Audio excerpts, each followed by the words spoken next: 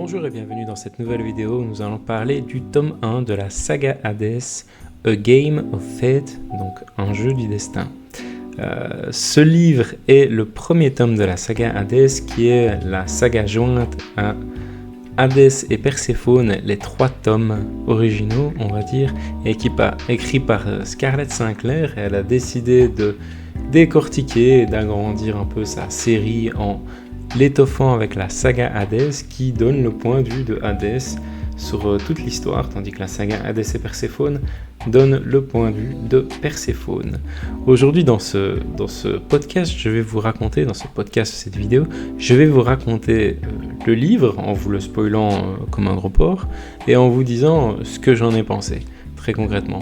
Je vous dirai aussi pourquoi je l'ai lu, parce qu'on pourrait être étonné du fait que je sois un homme et que je lis des livres de femmes, un homme bien viril, et pourtant je lis des livres de femmes, waouh. Et je vais vous dire aussi pourquoi je l'ai apprécié, peut-être les quelques critiques que j'en fais, bien qu'en soi il n'y en a pas tellement. En fait, non, il n'y en a pas vraiment, en fait, j'ai bien aimé, c'est tout. À part qu'il y a peut-être un peu trop de cul, mais ça, c'est les goûts de chacun, hein. Donc, pour le résumé de l'histoire, Hadès règne sur les enfers avec rigueur, dirigeant également des boîtes de nuit luxueuses à New Athènes. Il est réputé pour ses contrats magiques et ses jugements impitoyables. Sa vie bien ordonnée est bouleversée lorsque les moires désignent Perséphone, déesse du printemps et étudiante en journalisme, comme sa future épouse et reine. Perséphone, déterminée à dénoncer les méthodes d'Hadès, le défie constamment malgré l'attirance croissante entre eux. Hadès, habitué à tout contrôler, se retrouve face à un défi, prouver qu'il n'est pas le tyran qu'elle imagine. Voilà, c'est ce que ça dit globalement de l'histoire. Alors, ce que je dirais déjà par rapport à ce premier résumé, on ne sait pas directement que Perséphone est une déesse ou qu'elle a quelconque pouvoir ou qu'elle est liée vraiment au dieu de quelque manière que ce soit, hein. On l'apprend dans l'histoire. Et dans cette histoire aussi, il y a une sous-intrigue. En tout cas, quand on lit la saga Hades qui va se développer assez vite, c'est l'intrigue de la triade de demi-dieux. Il y a une intrigue avec Pirithos qui va se développer en toile de fond, sur laquelle Hadès va enquêter.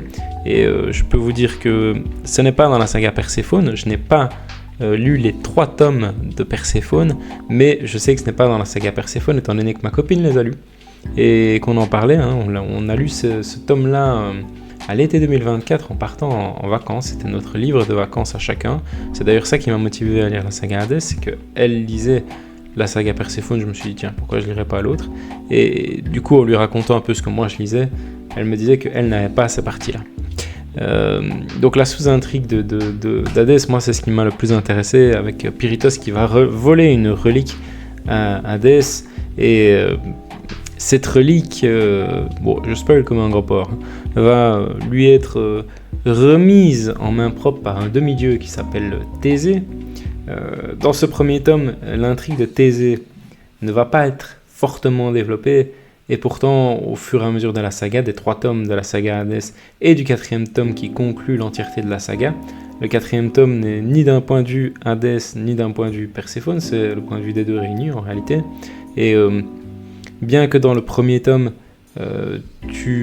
Thésée soit rapidement introduit vite fait, et que cette intrigue de la triade des demi-dieux est vite fait insérée, elle n'a absolument pas de rôle important dans l'histoire. Le premier tome, il est vraiment focus sur la relation entre Hadès et Perséphone et comment elle va se développer. Et elle se développe petit à petit. Comment ils vont être liés déjà, Hadès et Perséphone à la base. Donc Perséphone qui est un peu... je la comparais à dans 50 nuances degrés, la Anastasia, la fille un peu mégère, etc., qui sort jamais, tout le bazar. Elle va, comme par hasard, sortir en boîte de nuit cette soirée-là, et elle va tomber sur Hadès en ne sachant pas qui il est, et elle va découvrir qui il est, elle va faire un jeu avec lui, ce que Hadès fait souvent, mais le problème c'est que lorsque les mortels perdent, ils lui doivent, on va dire, un défi, quelque chose que Hadès leur impose. Et Perséphone va jouer avec Hadès un jeu, elle va le perdre, et elle va devoir réaliser un défi qui est de amener la vie dans les enfers, ce qui n'est pas forcément évident. Moi au début, quand j'ai lu ça, je me suis tout de suite dit que ok, elle va tomber enceinte d'Hadès à un moment donné et que voilà, ce sera ça le fait de donner la vie dans les enfers. Pas du tout, en réalité. Ce sera beaucoup plus imagé que ça. Mais voilà, c'est comme ça qu'ils vont être de pieds et mains liés, je dirais. Et au fur et à mesure de l'histoire, oui, leur intrigue va grandir, il va y avoir des petites rivalités avec là ou l'autre personnage, des petites disputes à gauche, à droite. En réalité, dans ce premier tome, je vais même dire qu'il n'y a rien de bien particulier à spoiler.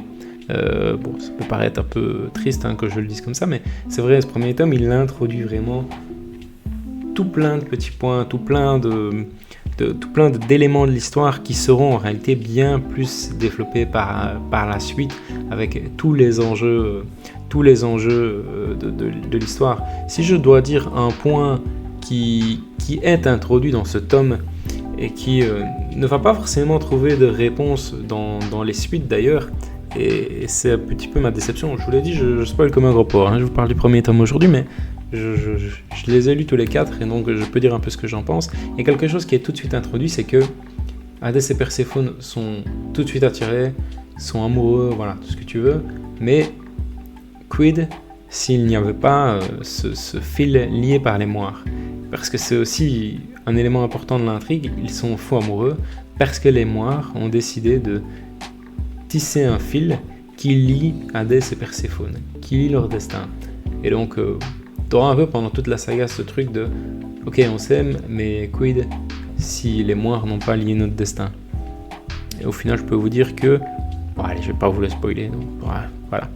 Mais ouais, c'est assez particulier.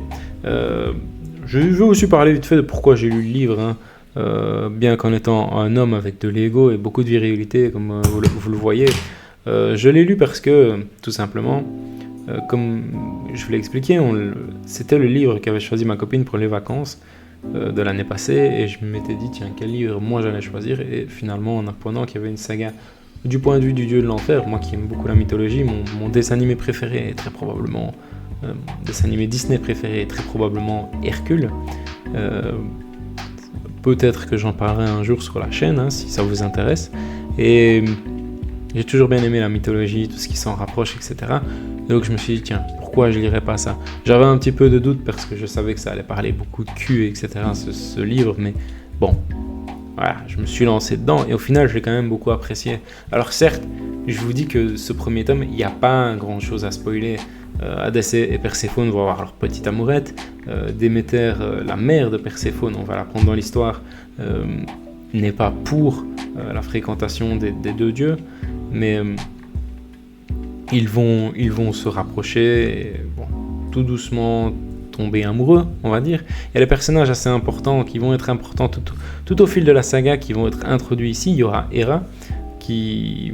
Ouais, est-ce qu'elle a vraiment un rôle important à spoiler dans le premier tome? Je ne pense pas, je ne vais pas trop en parler ici. Il y aura Hermès et Hécate, surtout. Je vais en parler, deux personnages qui vont être très importants envers Hadès et Perséphone pendant tout le long de la saga, vraiment les 4 tomes. Ils vont être très importants. Hermès, c'est un peu le dandy. Il est un peu... Ouais, le dandy, il a un peu d'humour, il est chouette en fait. Tout le long de la saga, il apporte un peu ce côté feel good tout au long de la saga. Et Hécate, elle a un peu le rôle, c'est un peu comme si c'était la maman d'Hadès. Et elle va être un peu comme la maman de Perséphone, elle aussi. Et elle va vraiment être... Ouais, ce rôle de maman, on va l'apprécier en fait. Dans l'entièreté de la saga, je pense qu'on va tous l'apprécier parce qu'elle a vraiment ce rôle de bienveillance. Elle a un rôle aussi crucial, vraiment, jusqu'à la fin des tomes, avec tout ce qui se passera dans la suite, notamment même dans le tome 4, elle aura un rôle très important. Je vous parlerai des prochains tomes dans une prochaine vidéo si ça vous intéresse. J'ai parlé de Thésée. Thésée qui est introduit, qui va remettre la relique qui a été volée par Pirithos à Hadès. Il va la remettre à Hadès et Thésée va réclamer, grâce au fait qu'il remette la relique à Hadès, une faveur de Hadès. Alors, qu'est-ce que c'est une faveur d'un dieu dans la saga Hadès et Perséphone? Une faveur d'un dieu, c'est... Bon, quand un dieu te donne une faveur, tu peux lui demander tout et n'importe quoi. Et en gros, tu dois le dieu doit te l'accorder, et s'il ne te l'accorde pas, il se retrouve je ne sais plus quoi, mais en gros le dieu, voilà, il va avoir une vie très pénible s'il ne te l'accorde pas. Je vais le résumer comme ça. Et donc Thésée va réclamer une faveur à Hadès, et Hadès va être obligé de lui accorder dans les prochains tomes, mais on ne saura pas très bien quel rôle est-ce que ça va jouer, parce que dans le premier tome, en réalité, Thésée, il est à peine introduit, il n'a pas vraiment d'importance, on ne se rend même pas compte de qui il est, on ne sait même pas si ça va être un danger, ou même quelqu'un de gentil, de nice. Non, il ne sera pas nice. Mais voilà, on ne se rend pas vraiment compte de quel rôle est-ce que ça va jouer. On a même l'impression que ça n'a presque aucune importance dans ce premier tome. Et comme je le disais, ici ce livre, il est vraiment axé sur la relation entre Hadès et Perséphone qui va se développer petit à petit et qui va au final, à la fin, ne même pas être résolu. On peut même pas dire qu'à la fin du premier tome, Hadès et Perséphone soient vraiment en couple. On ne peut pas vraiment le dire parce que ça ne se conclut pas vraiment comme ça. Il y a un rapprochement, il y a un attachement entre les deux à la fin de la saga, mais ils ne sont pas en couple. Ouais, ce livre, si j'avais une remarque à faire de mon côté, mais évidemment, je pense que vous pouvez l'imaginer de mon point de vue, c'est qu'il y a un petit peu trop de cul, un petit peu trop de sexe pour moi. C'est pas forcément ce qui m'attire le plus dans un livre. Ça peut être chouette une fois de temps en temps. Ouais, je vais l'admettre, même en tant qu'homme, je vais le dire, une fois de temps en temps, c'est pas dérangeant. Quand ça dure pendant 3 pages d'affilée et qu'ils se prennent dans toutes les positions et que machin bidule, bon, c'est moins mon délire, mais ça reste très chouette. Ça reste un livre assez chouette. J'ai énormément aimé dans le livre la façon dont l'auteur, donc Scarlett Sinclair, réinterprète certains mythes de la mythologie et les met un peu à sa sauce pour servir l'histoire. C'est très intéressant et elle fera ça tout au long de la saga. Elle aura pas mal d'idées assez vraiment chouettes qui vont être implémentées et surtout dans les prochains tomes, je dirais que c'est intéressant. Elle a quelques idées bien intéressantes comme le fait les chèvres de Dionysos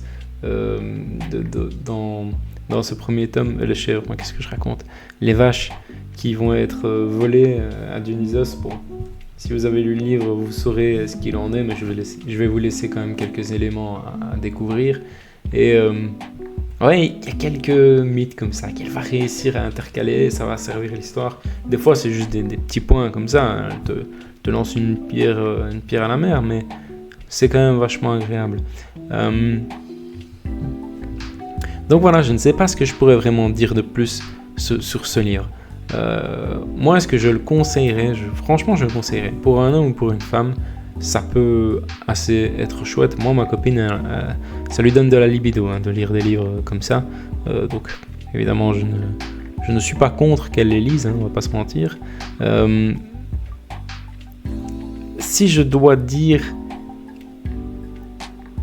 un truc qui m'a paru aussi dans le livre, c'est ce jeu entre, surtout pour Hadès peut-être, jouer entre sauver les apparences ou admettre sa vérité.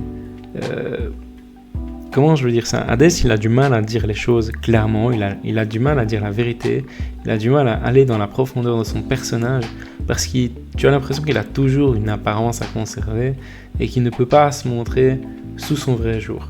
Au fur et à mesure de la saga, il va se montrer sous son vrai jour, évidemment. Perséphone va l'y aider et il va se libérer et complètement montrer son amour pour la demoiselle.